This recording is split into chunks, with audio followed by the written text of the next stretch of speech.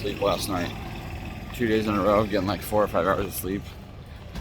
It's too much for me, especially a long, hot day of drifting. But we're back, and it's time for the driver's meeting. 7:30 a.m. driver's meeting.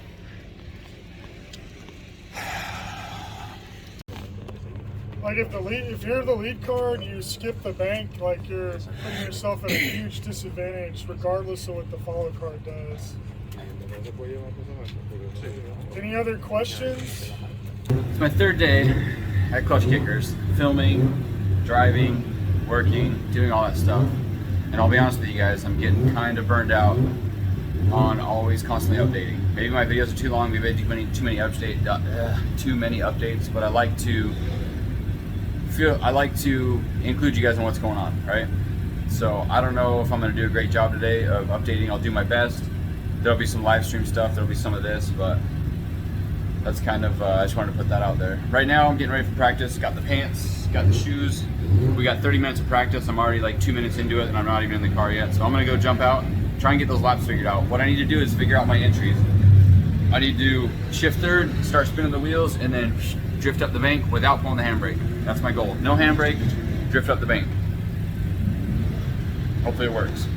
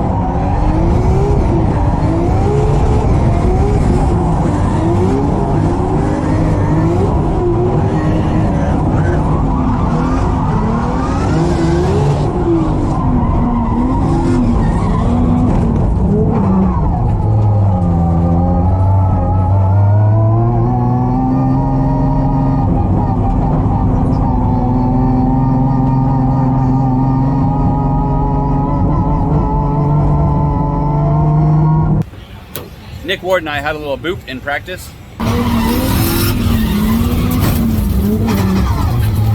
I went off on outer zone 3 and he just came in and bumped me. I didn't stay on it. I didn't know he was right there, so I let off a little bit and he bumped me. And so I was a little bit worried about the toe. It wasn't a bad crash, but I was telling Bailey about it. He's like, let's check the toe. So Bailey did rear toe and now he's checking front toe. Was the rear out at all? Yeah, and the front hit the dirt and it's out too. Oh, really? Just a little bit. Okay. So we got the final dial right before battles. That was the last of our practice qualifying It practice. always bends in the opposite way. That'd be advantageous. So you can't drop on purpose and then get a dynamic adjustment. Just making the final adjustment. Like I was saying, I don't really feel super confident right now. Those practice laps were mediocre.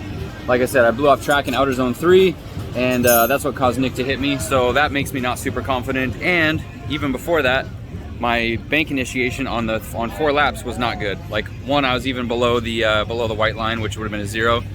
So the very last one, I was in line behind LZ, and I watched him run down the straight because obviously he's winning. He's doing, you know, the best points-wise out of anybody here. So I watched him go down the straight and initiate, and he just little flick and then up the wall. Like no handbrake, no slowdown, no nothing, no, just a little feint and then full throttle into the wall. And I said, there's no reason I can't do that. I just need to get over whatever's causing me to like be afraid of that and just do it. So I basically did what I was doing before, except minus handbrake, and I was 5 feet to the left because I was dipping down the bank and then going up and trying to handbrake, which is normally how I do the wall. So I was like, well, let's just eliminate the handbrake and then just move 5 feet to the left. And it actually worked pretty well. It wasn't perfect, but it was decent. And so that's what I'm gonna do. And I hope it works out for me. Problem is I follow first, so I'm gonna have to be confident to follow him and then do my lead line like I'm talking about. I'm trying to find that balance between being realistic with myself and being optimistic. Meaning, like, I know I'm doing really, really bad. If I'm being real, I judge myself as harshly as I would judge anybody else, and if you suck, I'll tell you that you suck. If you can handle it emotionally. I feel like I can handle it emotionally. If I suck, I suck. I need to do better, right? I don't need to be telling myself, patting myself on the back when I'm doing a bad job. I've done good before. When I do good, awesome, great, you know, spray the champagne, all that stuff. When I'm doing bad, I need to kick myself in the butt, right? And that's what I'm doing. But like, at what point do you be optimistic and say, all right, I can do this, I can do this, I can do this, instead of beating yourself up? And I don't really consider it beating yourself up because I'm just trying to be realistic. Like, I need to do better, right? Is like a gold star generation, right? Everybody gets a participation trophy, gold star, like whether you did good or bad, great work. Like I'm not about that. That doesn't really promote like improving yourself and like, you know, striving to do better and all that kind of stuff. It's kind of like, oh well, you're good enough is good enough. And like, I understand that, but no, not if you're trying to win. If you're trying to win, good enough is not good enough. The best is good enough if that's what you're aiming for, and that's really what I'm aiming for. So I don't know. I'm struggling with that right now. So it's 9:30 in the morning. What's that guy doing? Oh, giving a show. It's 9:30 in the morning and I'm literally already covered in sweat. It's ridiculous how hot and humid it is out here. The car's all ready. I'm just sitting in the truck. I'm gonna watch the battles on the live stream and watch the bracket and try and like keep track of where we are so I know when I need to go line up. That way I'm not sitting out in the heat and just stressing over like if we're gonna miss our battles or not. If I'm sitting in here watching, I think that's gonna do the best for me, keeping track of all that. So next thing you'll see on this video is the battles. And we're gonna go ahead and move on to our next battle, and I believe that's Eric Conklin, if I'm not mistaken. Yeah, Yep. He's going to be going up against Brandon Whitnick. Oh, so Brandon Whitnick. Brandon Whitnick, definitely an interesting story. Last round, borrowed car, the king of one more times. That's got to be weighing in on Eric Conklin's mind, because is his car, is he going to be able to handle the onslaught of one more times that he's going to have to face going against Brandon Whitnick? Brandon Whitnick, he's out here last round. He was, I believe he was in a four-door, he was in, what was he in? He was in some sort of sedan that he borrowed, and right-hand drive. Challenging JZX, yeah, challenging himself as a driver. He's got his hands full with Eric Conklin. Eric Conklin has been in that vehicle almost his whole drifting career. Brandon Whitnick, he's got to close the gap. Both drivers making their way through that first outside zone. Brandon very low on the bank. Eric Conklin right in the wall like a pro. What's going to happen? Brandon Whitnick learning that car. He's got to apply that pressure. Eric Conklin a little wide through that second outside zone. Both cars into the third outside zone. Brandon starting to close that gap. Eric doing a great job in that lead position. Brandon having his hands full, learning a new vehicle. I know we caught up with him, and that's our very own Mike Midyet, is his vehicle that he's loaning to Brandon Whitnick. And I think one of the things we're talking about is how big the turbo is and keeping it in boost. But hey, let's take a look at the replay. Yeah, and one of the things to consider is how Brandon wasn't nowhere near Eric on outer zone number 1, so he was behind. He did fall beneath that line, so I gotta wonder, did that zero out his run? Because if it did, then Eric just needed to complete his run. And even though it wasn't perfect, he did knock out one of the clipping points, but may have given him the advantage. Well, you know, I'll tell you, when we were able to catch up with Brandon Whitnick in the pits, and one of the things that I found interesting that he said, he goes, you know, I've been finding drifting boring. He goes, I've been drifting for so long. I'm looking for new challenges. One of the new challenges is driving and competing in different chassis every round. And he's putting himself to the test, but he may have bitten off more than he can chew this round of competition, because he's definitely struggling.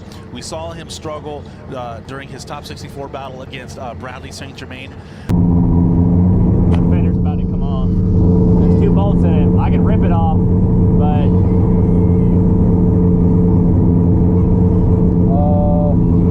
how bad will it be to rip it off? I mean, it's gonna break 2 holes where the bolt holes are, but can I run with it how it is? No, it's gonna come off. I don't want to hit Eric's windshield. So we would have to call 5? You either have to call 5 or I rip it. Okay, rip it.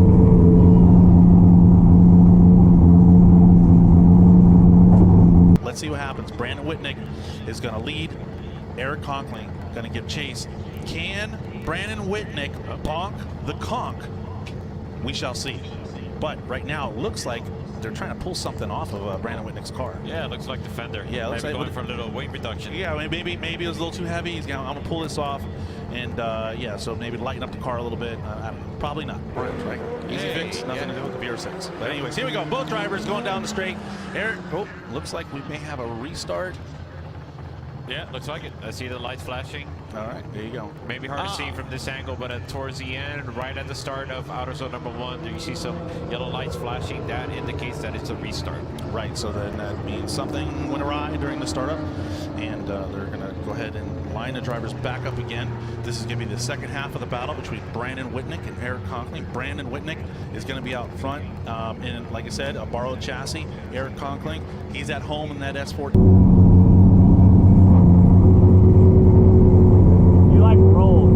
I rolled too far? Huh? I rolled too far? Yeah, you just rolled. Team, both drivers going to do battle. Can Brandon come back and bonk the conk? Eric Conkling has got to keep calm, cool, and collective. He's definitely no stranger to competition, and he's out here ready to do battle. I haven't heard that in a while. I haven't heard that in a while. I haven't said that in a while. But it's true nonetheless. All right, here we go. Looks like we got a thumbs up. Both drivers locked and loaded.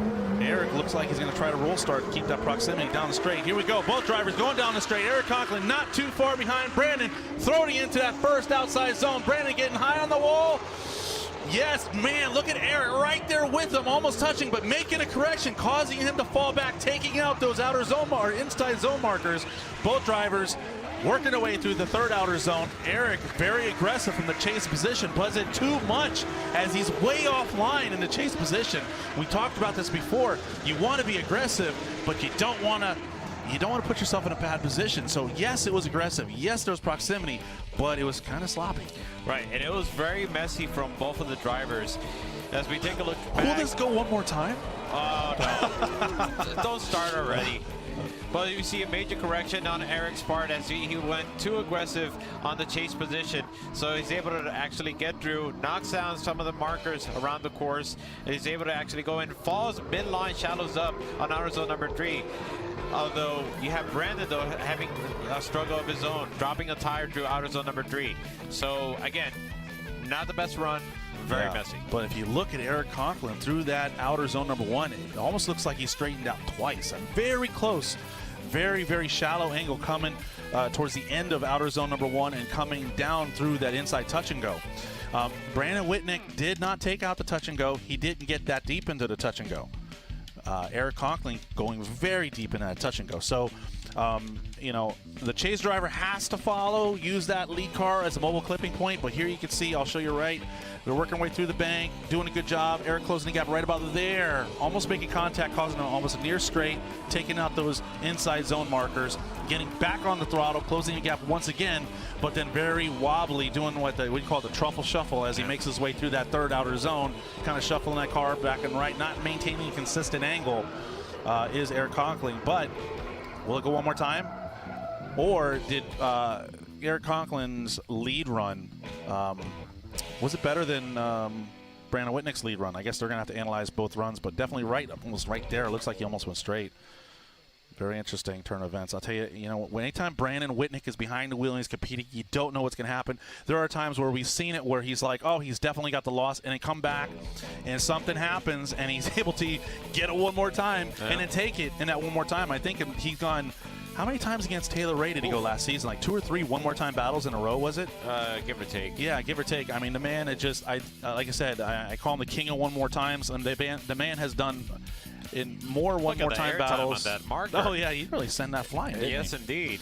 Yeah, great job, both drivers. We're working our way through the top 32 competition. If you're just joining us now, we're working our way through the top 32 competition of the Klutch Kickers Round 3, the $100,000 Drift Series, and we're happy that you're joining us. We are here, and if you guys are wondering if your favorite driver has advanced or if he's battled yet, go ahead and log on to Klutch Kickers 100K Drift Series, and you can go ahead and take a look at the live bracket that will be continually refreshed throughout the day.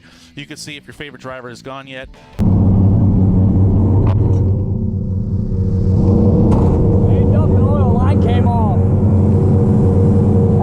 It's not an oil line. Dude, you were on me the whole time. Awesome, man. Yes! So good. Sorry about the lead, man. That was bad. It's good, man. Woo! Get it. Knock it out. Thank you for that.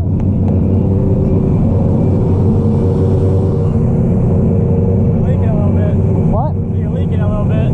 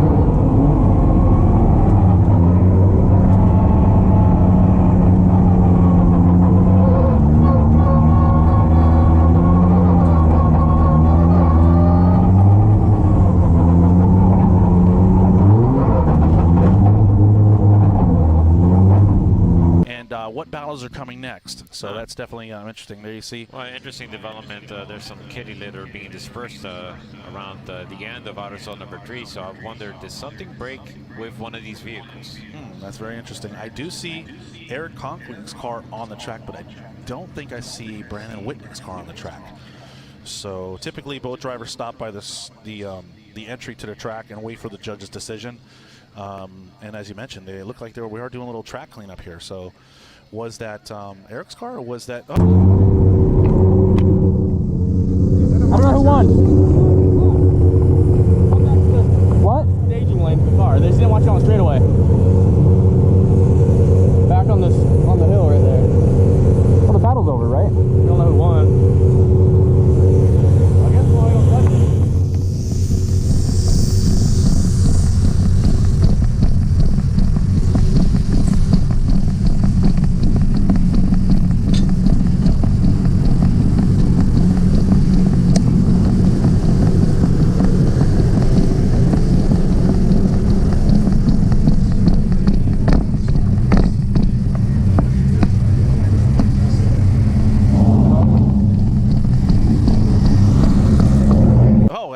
Brandon Whitnick's right there. There he is at the start line in his invisible vehicle.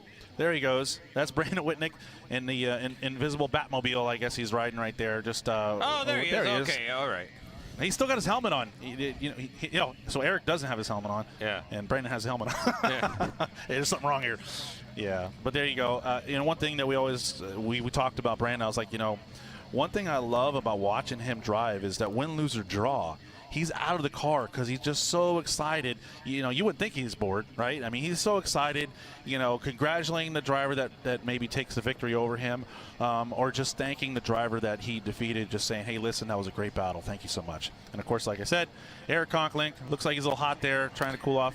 Yeah, I think that's another reason why they got off the vehicle, because it does get hot. Yeah, I was talking with Nick Ward. I think he said it took the temperature of his vehicle. It was almost 120 degrees inside that vehicle. Sheesh. Right, so it gets very hot. And these drivers, and also the pit crew and spotters, you guys want to make sure your drivers staying hydrated. And we did have some drivers in past seasons where they were passing out, right, because the heat, it's tremendous heat. But it looks like we do have a decision. It's going to be slide him left for Brandon, slide him right for Eric Conklin, Dwayne Ramsey, Eric Conklin, Jeremy Lowe, one more time, Will Parsons, okay. Eric Conklin. Eric Conklin taking out Brandon Whitnick, advancing on to the top 16. I thought it was going to go one more time. We had one vote for one more time. I was a little suspense there. All right, congratulations. Unfortunately, Brandon Whitnick getting taken out, but you know what? I'm sure he's got to be happy. He's in a different car. He's challenging himself. Hats off to Eric Conklin. He couldn't bonk the conch. I just got done with the top 32 battle, and I was not victorious. My chase run, which was the first run, I did a really bad job. I initiated too early. I started left foot braking. Too early. I fell low on the bank. I may have crossed the white line. I haven't been able to watch the replay to see what they said. But I was really low. Fast, but low. I let him run away a little bit on the run up. I didn't think I was going to let him run away, but by the time the car came into boost, I was falling off, and like it wasn't great. That's where the fourth gear would have been ideal, because I had my run up dialed when I had 4 gears.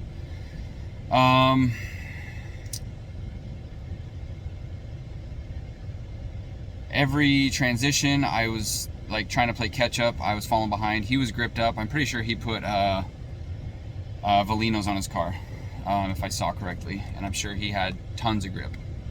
We probably should have put the bigger tires on. That was a decision that I think didn't pay off, trying to run the Acceleras.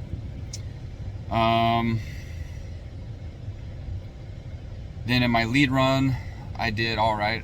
My initiation was better for sure. I was kind of high on the bank. I mean, I feel like I hit the zones pretty well. I was driving pretty fast, trying to get away from him, and every time I could see him out of the corner of my eye, he was right there. So towards the very end of outer zone 3, I tried to pour on the angle a lot, because I saw him in outer zone 3. I saw him on me, and he was starting to surpass me, so I knew he was like really close. And so I tried to choke him a little bit by pouring angle, because I knew he was on the inside. He'd made a little bit of a mistake and got close. So I didn't want to make it easy for him. So I poured on a little bit of angle, and then I did a late transition. I poured on a ton of angle at the very end, which I knew the judges may have called me for slowing down there if something would have happened, but he's an A-class driver. He had no problem dealing with that. So shout out to Eric, like awesome driver, awesome car, like congrats. Sincerely, honestly, like I hope you go to the top, because that was a really, really, really high level of driving. I wish I could have given you high level driving, but anyways, reflecting on the event, that battle's behind me now. I'm not happy about it. I'm not happy about my performance. The call was good. For some reason, the judges deliberated for a while, which I didn't understand. Obviously, I didn't watch the whole thing, but from what I saw, I did a bad chase. It looked like he did a good chase. Like, I don't think he messed up his lead. I didn't see any reason for the judges to deliberate, but I'll have to watch that back. Either way, you guys will have already watched it, because I'm going to put it before this clip in the video. Moving on. Just reflecting on the whole situation, like, I am a little bit shook, like, to my foundation core of drifting, because I really expected to do way better than I did. I expected, with my abilities and my skill that I thought I had, I'd be able to show up, figure this car out, drive well, and at least do decent. But I don't consider what I did at all this weekend decent in the slightest. It was very, very poor performance. And so, like,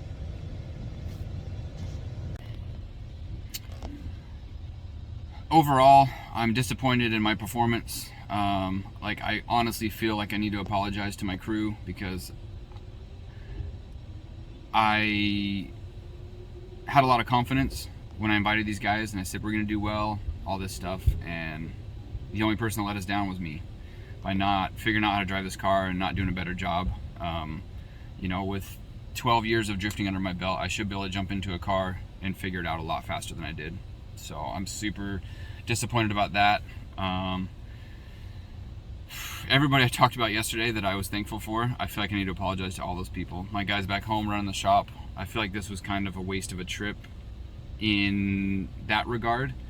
But for me personally, in my drifting growth, it has humbled me a lot to be so confident about something, and not confident about winning or doing well, but being confident in being able to drive that car, and then not being able to drive the car as well as I thought.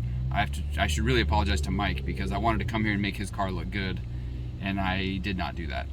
So I really appreciate the opportunity that Mike presented to me to come and compete in this car.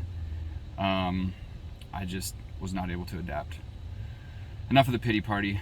It's not a pity party, but I just, what do I say? It's just been a bad weekend all around. The silver lining in this is that I'm with my friends, right? We're having a good time. Really have enjoyed the weekend outside of drifting. Every time we're not at the track, when we're driving around and all the stuff I'm not filming, basically, I'm having an absolute blast, enjoying being around these guys. But aside from that, every time we're at the track, I just get this anxiety that I don't normally get. I get these bad feelings that I don't normally get. I just have a lot of negativity around in my headspace. I don't know what we're gonna do right now. I think we're gonna clean up and we might go to the beach. I just need to relax. I really like watching the drifting, and I think I said, even I was telling someone that, like, I'm such a fan of drifting that even if I get knocked out of the comp, I like to go watch it. But with the live stream, I could really just go watch it on the beach, because I'm not gonna sit in the stands. I'm either gonna sit in this truck in the AC and watch the live stream, or sit on the beach and watch the live stream. So being that we're in Florida and we haven't had any time to relax on this trip, and we didn't even get good sleep last night, I think we're gonna punch out for the day and go do something. These guys worked really hard and they need to be rewarded. More reflecting. Sitting here reflecting, talking. What is that guy doing?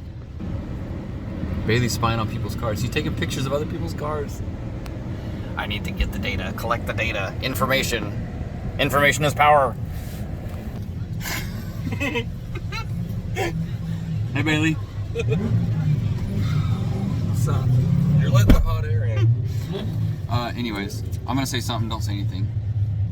I don't want to hear anything from you guys right now about what I'm about to say. Okay. I forgot, I lost my train of thought. Okay, serious reflection. I'm honestly debating whether I have the skill to continue to do this level of driving. Like 100%, that's where my mind's at right now. And I don't, like, this is after a lot of reflection over the whole weekend. And my performance is very bad. I understand the car's not set up, it's mediocre for my level, whatever. But I should be able to jump into a car like that and do way better than I did, and I'm not. And the reason I say this is because it's in my head. I could have initiated on that wall without a handbrake, but I didn't. I kept relying on the handbrake that wasn't working how I liked it to. And so instead of me adapting and learning how to do it, anyways, that's where I'm at. I'm honestly, seriously, 100% considering whether I should even continue to try and compete in drifting anymore. That's all. All right, it's time to break down and load up. We missed the rain. It's not raining or anything. It's like cloudy and dark, but not raining. They finished the event. Guess who won? I'm not even gonna say, y'all already know. But we found some pieces on the track.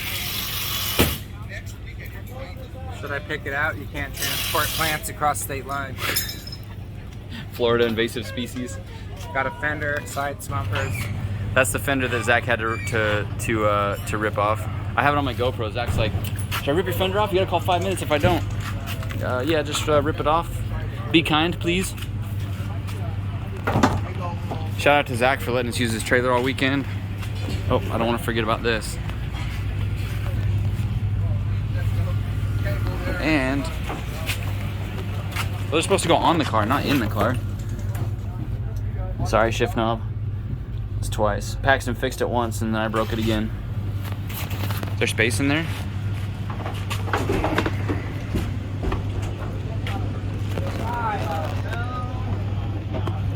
We got all these tires and no space to fit them. I don't know exactly what we're gonna do yet. Look at this amazing tire wear. Oh yeah, look at that. Some brand new freshies on the front.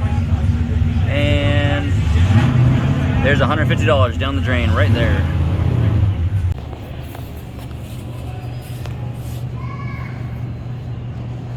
It's frozen. That didn't work at all.